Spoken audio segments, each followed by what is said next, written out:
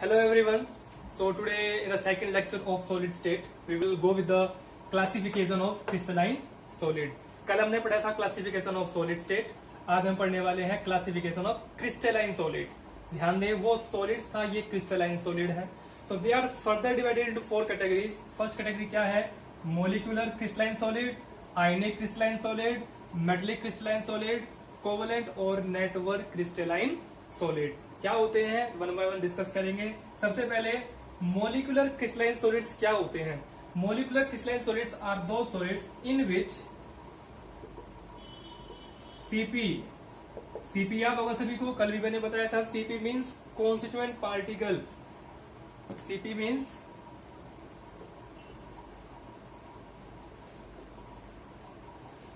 Constituent particles. और ये मैंने आपको कल बताए थे, मैंने 3 लेके चला था मैं. कौन कौन से? एम को मैंने बताया था एटम, आयन एंड मॉलिक्यूल. तो इसी को आप कंटिन्यूटी करते हुए याद रखेंगे. सीपी में जहां भी लिखूं आपको एम याद रखना है. एम का मतलब एटम, आयन एंड मॉलिक्यूल. तो यहां मैंने लिखा in which CP are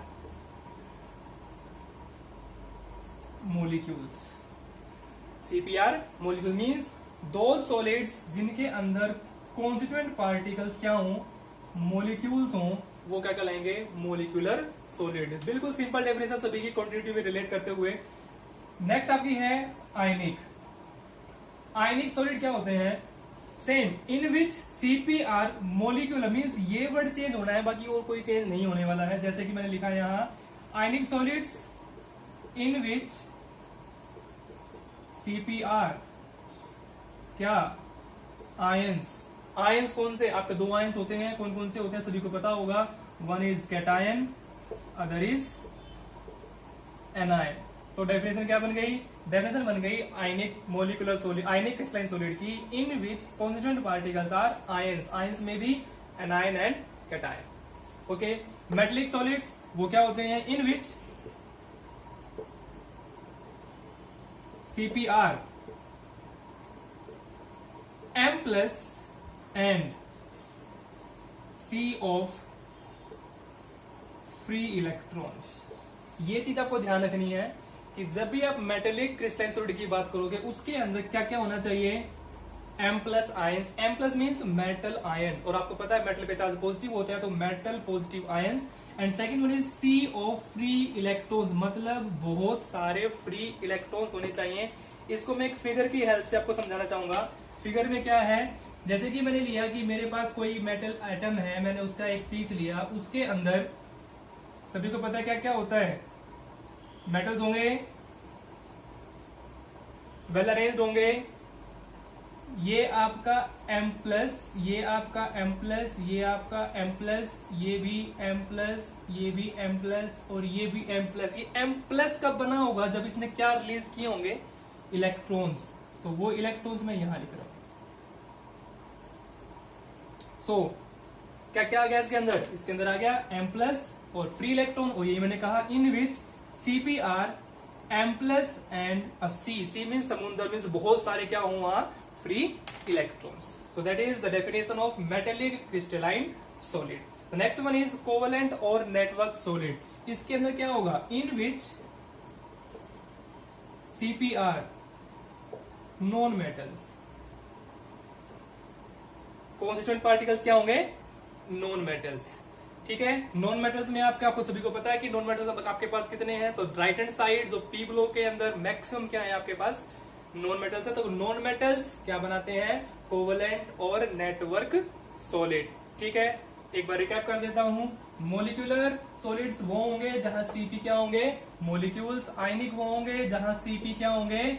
ions. Ions कौन कौन से? कैटायन या एनायन. मेटेलिक कौन से होंगे? जिनके अंदर सीपी क्या होंगे? M पॉजिटिव आयंस और फ्री इलेक्ट्रॉन्स. कोवलेंट क्या होंगे? जिनके अंदर सीपी क्या होंगे? Non metals. ओके. अब सभी को हमें डिटेल में डिस्कस करना है. सबसे पहले हम मोलिक्यूल को डिस्कस करेंगे. उससे पहले जो चीज यहां लिखी है आप उसको कॉपी कीजिए. So now we will discuss all the types of crystalline solid in detail. तो सबसे पहले मैं किसको डिस्कस कर रहा हूं यहाँ? सबसे पहले मैं डिस्कस कर रहा हूं मोलिकुलर क्रिस्टलाइन सॉलिड को. ठीक है. वो मैंने आपको पहले बता ही दिया। मोलिकुलर क्रिस्टल के अंदर सीपी क्या होंगे, सीपी वर या CP are molecules. But molecules कौन से, we are having now 3 types of molecules, means the further classification of molecular solids is of 3 type. Molecular crystalline solid को भी 3 पार्ट में डिवाइड किया गया है, वन बाय वन डिस्कस। सबसे पहला क्या है, polar molecular solid, non polar molecular solid और hydrogen bonded molecular solid. MS मैं शॉर्ट फॉर्म यूज कर रहा हूं बिकॉज मेरे पास बोर्ड थोड़ा छोटा है, ठीक है। तो molecular solid. Now polar molecular solid क्या होते हैं और नॉन पोलर क्या होते हैं और हाइड्रोजन बॉन्डेड मोलिकुलर सॉलिड क्या होते हैं, इनको में डिस्कस करना है। ध्यान समझना, इंपॉर्टेंट क्वेश्चन है, कई बार पूछा गया है। पोलर मोलिकुलर सॉलिड, वहां मैंने कहा था मोलिकुलर सीपी क्या थे, मोलिक्यूल्स, तो सेम डेफिनेशन बनाएंगे या तीनों की। Polar molecular solids in which CPR polar molecules,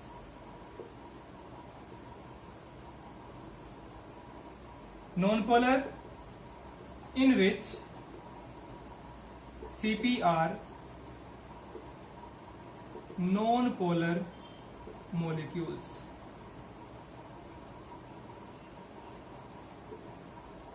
hydrogen bonding in which, सभी को पता है हाइड्रोजन बॉन्डिंग कौन कौन कर सकता है। हाइड्रोजन बॉन्डिंग आपके स्पेशली 3 ग्रुप करते हैं। कौन कौन से group, group number 16, group number 17 और ग्रुप नंबर 15, मींस फोन वाली फैमिली करती है। मैं डिस्कस करूंगा आपके साथ। Hydrogen bonded molecular solids in which CPR those molecules which can form hydrogen bond. ये चीज ध्यान रखनी है कि हाइड्रोजन बॉन्डेड मोलिकुलर सॉलिड्स केवल वो बनाएंगे जो क्या बना सकते हैं, जो हाइड्रोजन बॉन्ड बना सकते। विद एन एग्जांपल मैं इनको डिस्कस करूंगा। सबसे पहले मैं एग्जांपल ले लेता हूं पोलर मोलिकुलर सॉलिड का। तो एग्जांपल इसके अंदर मैंने लिया HCl, SO2 एटसेट्रा। मैं जनरली एक एग्जांपल से डिस्कस करूंगा। मैंने लिया HCl को कैसे, HCl सब कैसे पता होगा कि it is forming a molecular solid. सभी को पता है it is having partially positive partially negative charge. तो मैं HCl को ऐसे लिख लेता हूं, यहां एक HCl मैंने यहां लिख लिया इस तरीके से ही। Now electron cloud is there in each case, यहां भी है और इसके अंदर भी इलेक्ट्रॉन क्लाउड है। सो इन दोनों के अंदर when they will come close to each other तो क्या होगा, सभी को पता है Cl और H who is having partial negative charge. Cl यहां partially positive, here partially negative, here partially positive. Now partial negative partial positive will they attract each other, बिल्कुल करेंगे, बट ध्यान रखें बॉन्ड नहीं तोड़ेंगे क्योंकि ये बॉन्ड कैसा बनता है यहाँ कोवलेंट, ये भी बॉन्ड कैसा बनता है यहाँ कोवलेंट। तो सभी को पता है कोवलेंट बॉन्ड जल्दी से नहीं टूटेगा। तो यहाँ पे क्या होगा कि this partial positive charge will be attracted by this partial negative charge. जो आपने 11th क्लास में एक इंट्रैक्शंस पढ़े थे जिनको हमने बोला था वहां D interaction, DID interaction, DIID interaction, IID interaction. तो यहाँ पे ये कौन सा इंट्रैक्शन है, ये भी डायपोल है, ये भी डायपोल है। और जब दो डायपोल आपस में एक दूसरे को इंट्रैक्ट करेंगे, अट्रैक्ट करेंगे, तो उसको नाम क्या देते हैं, DD interaction. DD interaction means dipole dipole interaction means one dipole is attracting another dipole. ध्यान रखना कि अट्रैक्ट पूरे को नहीं करेगा, केवल एक जो नेगेटिव पार्ट है वो दूसरे के पॉजिटिव पार्ट को अटैक करेगा। So here the Cl is having partial negative charge, H is having partially positive charge, they will attract. It is dipole, it is dipole, it is called dipole-dipole interaction. So if these kind of arrangement is present in any solid, so that will be called polar molecular solid. बात समझ आ गई होगी। Now the next one is our non-polar one. In case of non-polar, examples are H2I2. H2 is a non-polar molecule. I2 is also non-polar molecule. How they will form any bond? In the same way, H and H. I am having this molecule. Here another H and H, this molecule. Electron cloud is present in it.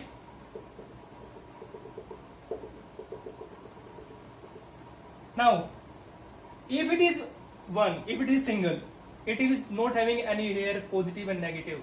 Same here, if it is alone, nowhere it is having any positive and negative charge. But when these two molecules come close to each other, so this molecule will feel some attraction or repulsion with another molecule.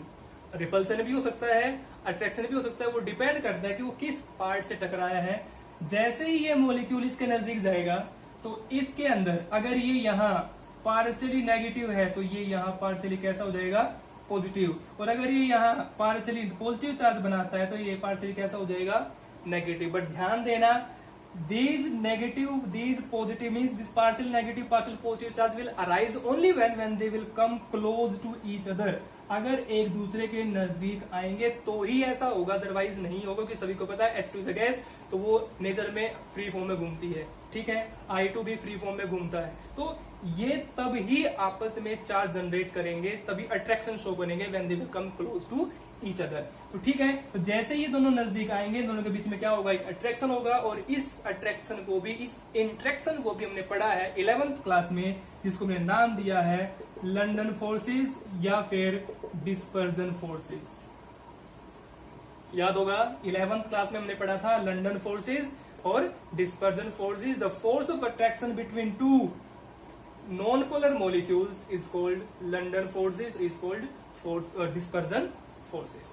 ठीक है, so if this kind of attraction is there in any molecule, any non-polar molecule, so it is called non-polar molecular solid. Okay, clear हो गया होगा. Now what is next? Next one is hydrogen bonded, जिसके अंदर मैंने बताया कि इसके लिए हमें एग्जाम्पल क्या लेना है. एग्जाम्पल के लिए सबसे बेस्ट एग्जाम्पल किसका है, वाटर का. सभी को पता है water can form hydrogen bond. But एक क्वेश्चन अराइज होता है कई बार कि जो मैं अभी एक बार पहले इसको आप कॉपी कीजिए, उसके बाद मैं नेक्स्ट पेज पे डिस्कस करता हूं. So now we will discuss hydrogen bonded molecular solid. Definition मैंने बता दी थी कि सीपी क्या होने चाहिए, those molecules which can form hydrogen bond. और बट एक चीज जो बार बार निकल के सामने, हाइड्रोजन बॉन्ड कौन बना सकता है. मैं आपको कई बार बता चुका हूं ये बात.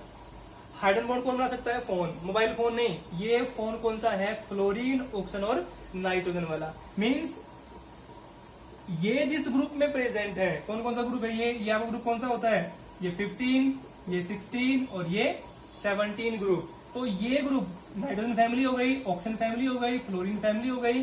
तो ये जो ग्रुप आपके पास है, ये जो ग्रुप आपके पास है, इन ग्रुप के अंदर जितने भी एलिमेंट आते हैं वो सारे क्या बना सकते हैं, हाइड्रोजन बॉन्ड बना सकते हैं. जैसे सभी को पता होगा कौन कौन से ग्रुप हो गए ये. फिर कल बारात आएगी अटल की, ओए स्टाइल से टेपो, नाना पाटेकर, ऐसे सब भाई. तो मीन्स दीज एलिमेंट्स, ग्रुप कौन से बताए मैंने ये आपको, ग्रुप बताया 15, 16, 17. तो इन ग्रुप्स के अंदर जो भी एलिमेंट आएंगे, ये एलिमेंट आएंगे, ये सारे क्या बना सकते हैं, हाइड्रोजन बॉन्ड. बट वो डिपेंड करता है कि और भी कुछ प्रॉपर्टीज होती हैं. ठीक है, कि स्मॉल साइज होना चाहिए, इलेक्ट्रोनेगेटिविटी ज्यादा होनी चाहिए. तो बट मेनली ये 3 ऐसे एलिमेंट हैं जो सबसे ज्यादा हाइड्रोजन बॉन्डिंग कर सकते हैं. और इन्हीं में से एक मैंने एग्जांपल लिया है यहाँ वाटर का. तो O यहाँ है, तो यहाँ पे क्या है, O भी है. ठीक है, तो ये चीज मुझे डिस्कस करनी है यहाँ, तो ध्यान से देखेंगे. तो एग्जांपल मैंने लिया वाटर का. तो एक तो मैंने बताया कि हाइड्रोजन बॉन्ड बनाने के लिए क्या क्या चीजें चाहिए. सबसे पहला चाहिए फोन. फोन मतलब ऐसे एलिमेंट जिनके ऊपर लोन पेयर हो. और दूसरा क्या चाहिए, एच. जैसे हम कई बार एकदम कहते हैं ना कि हाँ भाई चाय बनानी है, सबसे पहले क्या चाहिए, चाय पत्ती चाहिए, दूध चाहिए. ठीक है, तो इसी तरीके से क्या बनाना है, हाइड्रोजन बॉन्ड. तो सबसे पहले क्या चाहिए, हाइड्रोजन चाहिए. उसके बाद क्या चाहिए, ऐसे एलिमेंट जिनके पास क्या हो, लोन पेयर. और मैंने कैटेगरी बता दी, फोन की कैटेगरी. ठीक है, तो कैसे सॉलिड बनाएगा उसके लिए एग्जांपल देखेंगे. हाइड्रोजन विद वाटर, मैं इसको ऐसे लिख रहा हूं, hydrogen with oxygen, not with water, in the form of water.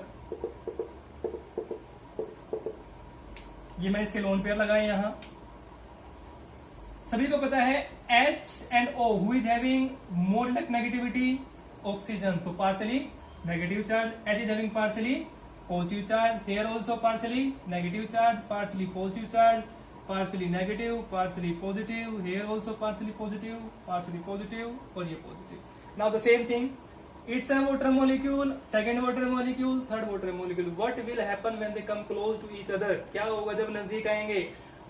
यहाँ पे पहले से इनके पास पार्शियल पॉजिटिव नेगेटिव है, तो क्या होगा, एक का पॉजिटिव दूसरे का नेगेटिव क्या करेगा, अट्रैक्ट करेगा. कैसे करेगा, O is having partial negative charge, तो H को क्या करेगा, अट्रैक्ट. तो ये क्या बनाएगा, यहाँ एक अट्रैक्शन शो करेगा.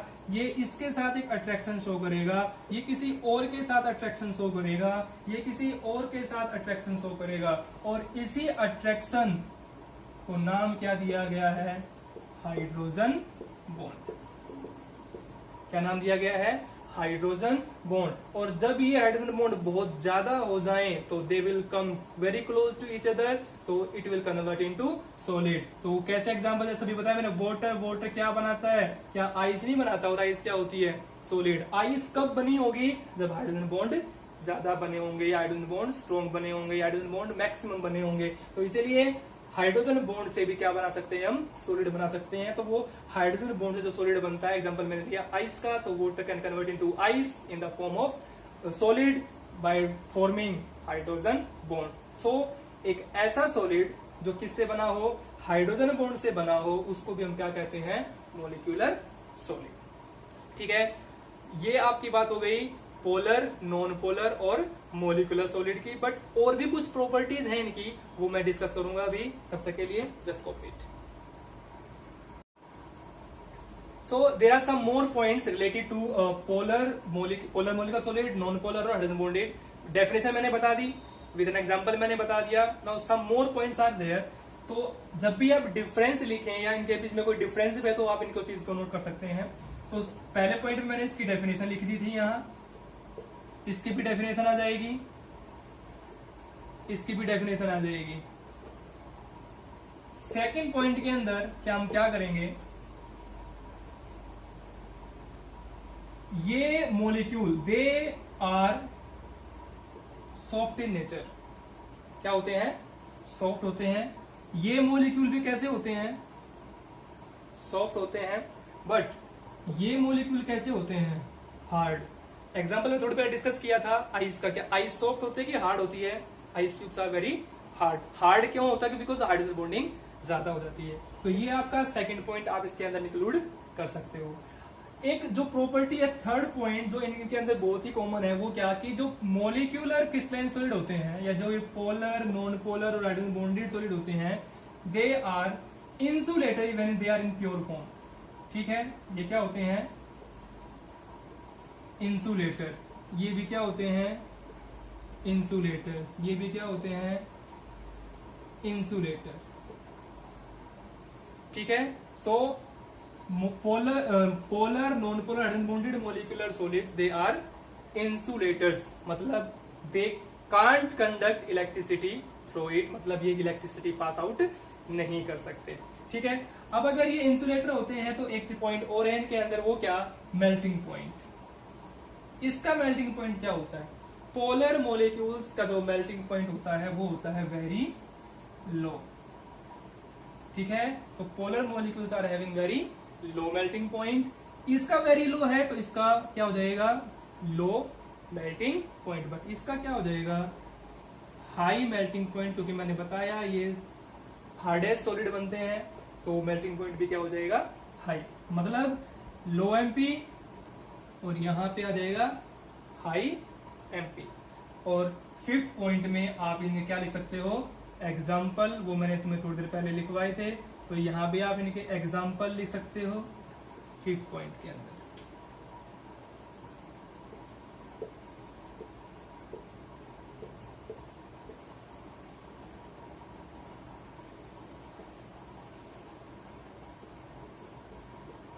इस तरीके से. तो now there are total 5 points of difference between molecular, polar, non polar and hydrogen bonded molecular solid. Check कर लेते हैं, एक बार रिवाइज कर लेते हैं. पोलर मोलिकुलर सॉलिड, सबसे पहले क्या लिखेंगे, डेफिनेशन, वो मैंने बताया. सीपी क्या होंगे, पोलर मोलिक्यूल्स. ठीक है. नॉन पोलर के लिए मैंने बताया सीपी क्या होंगे, नॉन पोलर मोलिक्यूल.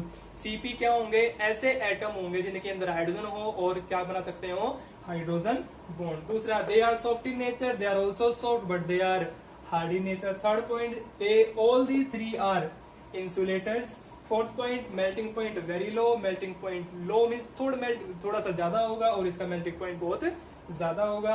और फिफ्थ पॉइंट में आप इनके एग्जाम्पल लिख सकते हो। एग्जाम्पल मैंने बताया आपको, अगर आप चाहें तो मैं दोबारा लिख सकता हूँ। यहाँ पोलर के अंदर आपके पास क्या आ जाएंगे, लाइक HCl आ जाएगा, आपके पास SO2 आ जाएगा, या आपके पास HF आ जाएगा। यहाँ आपके पास नॉन पोलर में H2 आ जाएगा, यहाँ I2 हाइड्रोजन बॉन्डेड में वाटर आ जाएगा इसके पास। ठीक है, तो वाटर आप यूज कर सकते हैं यहाँ, जो कि आपका क्या बनाता है, हाइड्रोजन बॉन्डेड मॉलिक्यूल बनाता है। ठीक है, तो ये सब कुछ किसके अंदर हमने पढ़ा है, polar molecular crystalline solid, non polar molecular crystalline solid और hydrogen bonded molecular crystalline solid के अंदर, जो कि किसके अंदर आते हैं, मोलिकुलर क्रिस्टलाइन सॉलिड के अंदर आते हैं। ठीक है, नेक्स्ट हम डिस्कस करेंगे जो हमारे 3 पार्ट और रह गए हैं, आयनिक, मेटेलिक और कोवलेंट। सबसे पहले ये हमने डिस्कस कर दिया, polar molecular crystalline solid. So after discussing molecular crystalline solid, now we are with the ionic, metallic and covalent और network crystalline solid. तो इन तीनों को मैं एक साथ डिस्कस करूंगा क्योंकि तीनों में कुछ सिमिलरिटी है, कुछ पॉइंट्स है जो हमें सिमिलरली लेके चलने हैं सभी के साथ। ठीक है, सबसे पहले फर्स्ट पॉइंट क्या था, वो मैंने आपको डेफिनेशन बताई थी। डेफिनेशन सभी के बारे में पहले डिस्कस कर दी, पर फिर मैं लिख देता हूं कि Cp क्या है, CpR आयंस। यहाँ Cp क्या होंगे, CpR M plus and free electrons. यहां Cp क्या थे, CpR नॉन मेटल्स। ये आपका फर्स्ट पॉइंट था, ये डेफिनेशन थी, वो मैंने शॉर्ट फॉर्म में लिख दिए हैं, तो ध्यान देना मेरे पास बोर्ड छोटा है इसलिए मैं शॉर्ट करके लिख रहा हूं। ठीक है, तो सेकंड पॉइंट क्या बनेगा, डिफरेंस का। डिफरेंस का ये क्या है कि रिलेशन का। ठीक है, Cp मैंने लिख दिया। उसके बाद क्या है, जब उस इंट्रैक्शन होगा, जब अट्रैक्शन होगा, वो किस तरीके का अट्रैक्शन होगा। आयनिक में सभी को पता है, एक वर्ड हम लिखते हैं इलेक्ट्रोस्टेटिक। कैसा होगा, इलेक्ट्रोस्टेटिक। और जिसका दूसरा नाम क्या है, कूलम्बिक। कूलम्बिक मतलब COULOMBIC, कूलम्बिक इंट्रैक्शन। कूलम्बिक एक कूलम ला भी पढ़ा होगा आपने। ठीक है, तो कूलम्बिक फोर्स ऑफ अट्रैक्शन या कूलम्बिक बॉन्डिंग होगी। ठीक है, इसके अंदर कैसी बॉन्डिंग होगी, मेटेलिक है तो सिंपल सी बात है, बॉन्डिंग कैसी होगी, मेटेलिक बॉन्डिंग होगी। कैसी बॉन्डिंग होगी, मेटेलिक बॉन्डिंग होगी। और कोवलेंट के है, अगर आपके पास कोवलेंट मॉलिक्यूल है तो वहां पे बॉन्डिंग कैसी होगी, सिंपल सी बात है, तो वहां पे कैसी बॉन्डिंग होगी, नाम ही में ही सब कुछ लिखा है, कोवलेंट बॉन्डिंग होगी। कैसी बॉन्डिंग होगी, कोवलेंट बॉन्डिंग। ठीक है, तो यहाँ बॉन्डिंग इलेक्ट्रोस्टेटिक और कूलम्बिक, यहाँ मेटेलिक और यहाँ कोवलेंट। कोवलेंट बॉन्ड सभी को पता है कैसे बनता है, 10th क्लास में पढ़ा होगा। मेटेलिक बॉन्ड का मतलब क्या है कि when 2 metals are attracting with each other, तो क्या बनाते हैं, मेटेलिक बॉन्ड बनाते हैं। इलेक्ट्रोस्टेटिक का मतलब क्या है, इलेक्ट्रोस्टेटिक का मतलब क्या होता है कि जब एक पॉजिटिव एक नेगेटिव को अट्रैक्ट करता है, तो वहां जो इंटरेक्शन होता है, वहां जो अट्रैक्शन होता है, उसको क्या नाम देते हैं, इलेक्ट्रोस्टेटिक और कूलम्बिक फोर्स ऑफ अट्रैक्शन। बात समझ में आ गई होगी। ठीक है, तो यहाँ पे ध्यान रखना है, आयंस है तो पॉजिटिव नेगेटिव के बीच का इंटरेक्शन में लिखूंगा, इसीलिए इसका नाम है इलेक्ट्रोस्टेटिक। थर्ड पॉइंट क्या है, अब सभी को पता है आयंस, आयनिक जो सॉलिड होते हैं वो कैसे होते हैं, हार्ड होते हैं, बट कैसे होते हैं, ब्रिटल होते हैं। तो यहां लिखेंगे they are hard but brittle. Brittle means which can easily convert into powder, जो जल्दी पाउडर बन जाए। ब्रिटल मीन्स बुरबुरा, हम जैसे वर्ड एक यूज करते हैं। ठीक है, सेकंड मैलिएबल कैसे होते हैं, ये भी क्या होते हैं, हार्ड। मेटल्स हार्ड होते हैं, बट एक प्रॉपर्टी होती है कि आपने पढ़ी होगी 9th 10th क्लास के अंदर, malleable and ductile. So hard but can convert into, या कैन बी कन्वर्ट इनटू की बजाय आप लिख लीजिए यहां hard but malleable and ductile. Short करके लिख दिया मैंने, बाकी लाइन आप अपने आप बना लेना, मेरे पास जगह कम है। Hard but malleable and ductile. Hard होते हैं बट मैलिएबल भी होते हैं, डक्टाइल भी होते हैं, means convert into sheets and wires. ठीक है, ये थर्ड, ये कैसे होते हैं? ये भी हार्ड होते हैं बट किसको छोड़ के? हार्ड होते हैं बट किसको छोड़ के? ग्रेफाइट को छोड़ के। दे आर हार्ड बट या एक्सेप्ट किसको? ग्रेफाइट को। ठीक है, हार्ड होते हैं बट एक्सेप्ट ग्रेफाइट। ठीक है, फोर्थ पॉइंट क्या है यहाँ? आयनिक सॉल्यूशन या ionic solid, they are insulator, they are conductor, but they are, so they are insulator in which state और conductor in which state? Solid state और molten state. So अगर मैं बात करूं इंसुलेटर की, तो insulator in which state? Solid state, but conductor in molten state. Molten का मतलब क्या होता है? मेल्ट स्टेट के अंदर। ठीक है, मोल्टन स्टेट के अंदर। What about metallic? मेटेलिक के लिए क्या क्या क्या लेके चलेंगे? They are conductor insulators, they are also conductors, they are conductors. अब ये कंडक्टर किस स्टेट में? दोनों स्टेट में, चाहे आप इनको लिक्विड बना लो चाहे इनको सॉलिड बना लो, दोनों स्टेट में होगा। They are conductors in solid as well as molten state.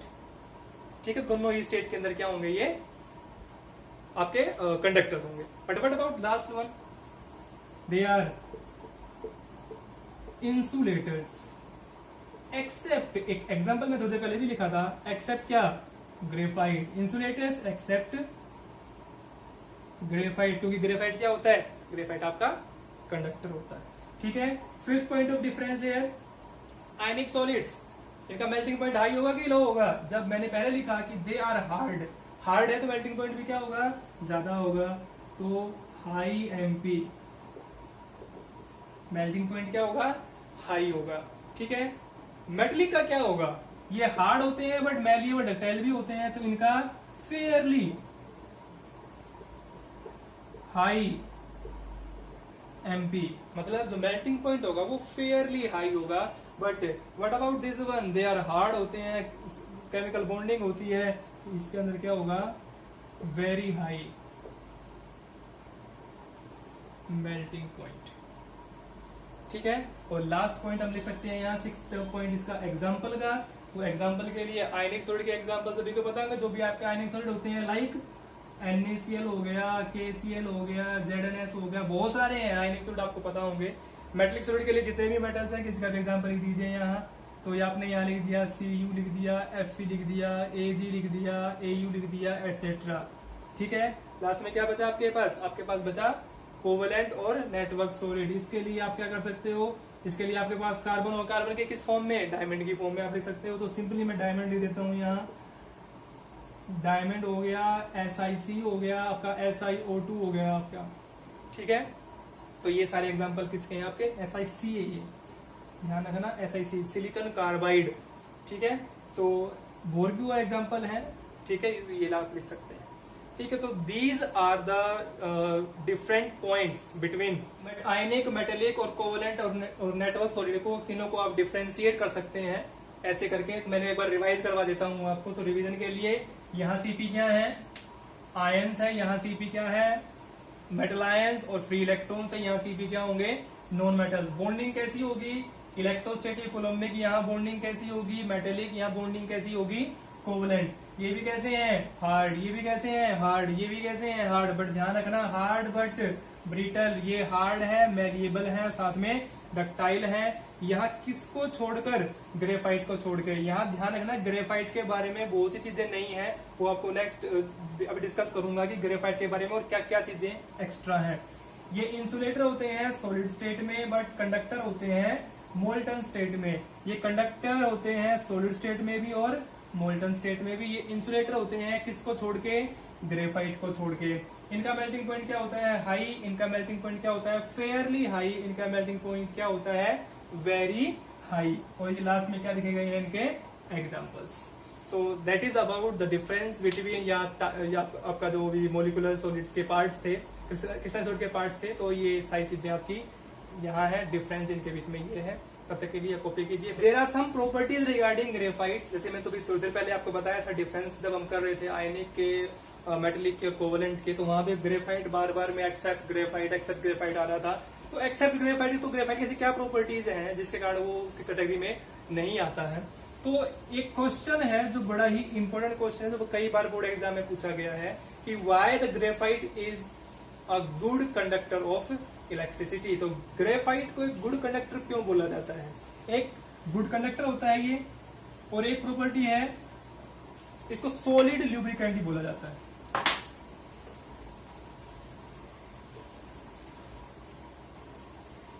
Good conductor of electricity and it is the best या सॉलिड ल्यूब्रिकेंट। तो इसको सॉलिड ल्यूब्रिकेंट और गुड कंडक्टर ऑफ इलेक्ट्रिसिटी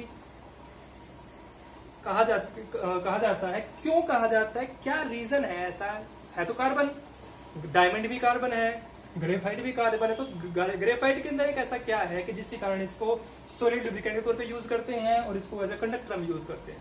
ठीक है, सबसे मेन चीज जो इसके अंदर है, वो मेन कारण जो इसके अंदर है वो है इसका फ्री इलेक्ट्रॉन। मतलब carbon is air, carbon atomic number कितना होता है 6, डिस्ट्रीब्यूशन क्या हो जाएगा 2 4। So how many valence electrons are there 4। तो कार्बन के पास कितने वैलेंस इलेक्ट्रॉन है 4 वैलेंस इलेक्ट्रॉन। और अगर ये 4 इलेक्ट्रॉन बाउंड हो जाएं तो स्ट्रक्चर हार्ड बनेगा, लाइक डायमंड। डायमंड का स्ट्रक्चर कैसा होता है टेट्राहेड्रल। टेट्राहेड्रल मींस चारों बॉन्ड बनते हैं, 4 कार्बन अलग से जुड़ते हैं। But in the case of graphite क्या होता है कि एक इलेक्ट्रॉन क्या नहीं बनाता, एक इलेक्ट्रॉन इसका किसी के साथ बॉन्ड नहीं बनाता। और अगर बॉन्ड नहीं बनाता तो ये क्या बचता है, फ्री बचता है। ये जुड़ गया किसी दूसरे कार्बन के साथ, ये जुड़ गया, ये जुड़ गया, बट ये कार्बन क्या बच गया, फ्री। और आपको पता है इलेक्ट्रिसिटी के लिए रेस्पॉन्सिबल कौन होता है, इलेक्ट्रॉन। क्योंकि what is electricity, the flow of electron. अगर ये इलेक्ट्रॉन फ्री है तो क्या ये मूव करेगा, क्योंकि सभी को पता है नेगेटिव चार्ज है, नेगेटिव चार्ज हमेशा मूव करता है, तो ये क्या करेगा, मूव करेगा। अब इलेक्ट्रिसिटी, फ्लो ऑफ इलेक्ट्रॉन, ये क्या है फ्री इलेक्ट्रॉन, तो क्या मूव करेगा, बिल्कुल करेगा। तो अगर मूव करेगा तो can it conduct electricity, of course it will conduct electricity. इसीलिए इस फ्री इलेक्ट्रॉन के कारण ही इसको क्या माना जाता है, जो किस तरीके से यूज करता है, as a good conductor of electricity. दूसरी बात आती है सॉलिड ल्यूब्रिकेंट। इसको ऐसा क्यों कहा है कि सॉलिड ल्यूब्रिकेंट है, क्योंकि हमने इसकी प्रॉपर्टी पढ़ी है, ये बहुत ही ज्यादा क्या होता है, सॉफ्ट होता है। क्या होता है, सॉफ्ट। अब सॉफ्ट होगा, लाइक पाउडर होगा, तो हम उसको एज अ ल्यूब्रिकेंट यूज कर सकते हैं हैवी मशीनरीज के अंदर, क्योंकि उनके अंदर मोबिल ऑयल का खर्चा हम पाड़ नहीं सकते। उनको मोबिल ऑयल का इतना खर्चा हो जाता है कि बहुत ज्यादा हमें इकोनॉमिकली हम प्रेशराइज हो जाएंगे। तो इसलिए हम सॉलिड ल्यूब्रिकेंट डालते हैं ताकि हमारा जो एक्सपेंसिस है वो कम आए। ठीक है, बट सॉफ्ट क्यों होता है, क्योंकि आपने इसका स्ट्रक्चर पढ़ा होगा 10th क्लास के अंदर। इसका स्ट्रक्चर कैसा होता है, लेयर शेप। कैसा होता है, लेयर्ड स्ट्रक्चर होता है। और अगर लेयर्ड स्ट्रक्चर होता है so these layers can easily